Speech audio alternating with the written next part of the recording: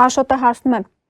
Պարոն Պապյան, եթե ռուս-ուկրաինական պատերազմը վերջացնեն այս շփման գործով Կորեայի տարբերակով եւ մարդակերները Ռուսաստանում շարունակեն իշխել, ինչպիսի քաղաքականություն պետք է վարի Բևերը այդ դեպքում, երբ որ ամեն ինչ մնում է նույնը, այսինքն ռսի լծի տակ։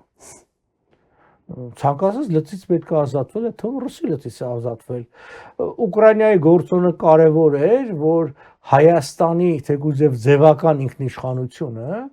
երկարաձգվեց։ Եկեք հարց տանք մեզ, եթե 22 թվականին հարձակվել եւ 3 օրում Կիևը գրավեր,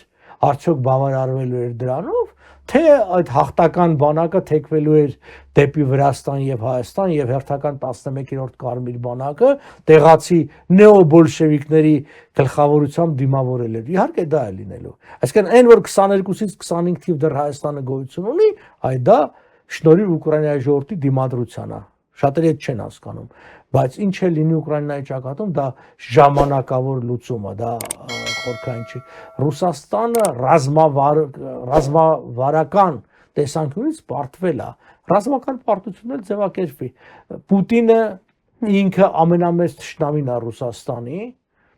ինքը ստեղծել է ամենամեծ թշնամի երկիր իր սահմանին, Ուկրաինան, ինքը ՆԱՏՕ-ի հետ սահմանը մի քանի անգամ մեծացրել է, ամբողջ սառը պատերազմի ժամանակ Ֆինլանդիան եւ Շվեդիան չդարձան ՆԱՏՕ-ի անդամ երկիր, բայց Պուտինին հաջողացրեց այդ, ինչ ասեմ, խաղաղ ֆիներին սարքել թշնամի իրեն եւ բաննի։ Հետեւաբար Պուտինը չի բավարարվելու քչով, Պուտինի պատճառով տնտեսության վիճակը շատ վատ է, մնում է որ մի քիչ ասма Թրամփը խելքի գա, տեսնենք ինչ ալնում։